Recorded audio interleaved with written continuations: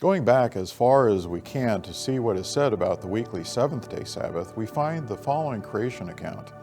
Genesis 2, 1 through 3. Thus the heavens and the earth were finished, and all the host of them.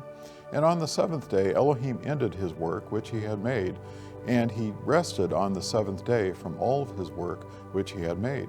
And Elohim blessed the seventh day and sanctified it, because that in it he had rested from all of his work which Elohim created and made.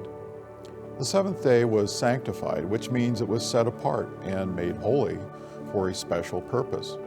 It is a day of rest or cessation from work that one would normally do the rest of the week. In this case, we know that Yahweh had rested, but then he tells his people to do the same on the seventh day. As a good father always does, he first sets an example for his children and will remind his children to do certain things. He rested and expects us to rest on the day he set aside. It's also important to understand that only Yahweh can sanctify a day or a certain time period. Man does not have the power to override what Yahweh sanctifies. Yahweh reinforces that by telling us not to forget the day he made holy. Exodus 20, verses 8 through 11.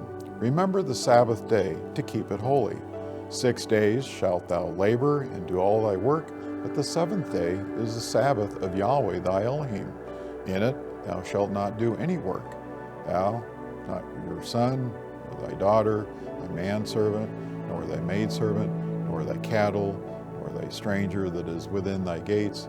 For in 6 days Yahweh made heaven and earth, the sea and all that is in them, and rested the seventh day.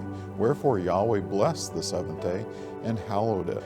Moving forward to the time that Yahshua our Savior walked the earth, he never sinned nor walked contrary to the law.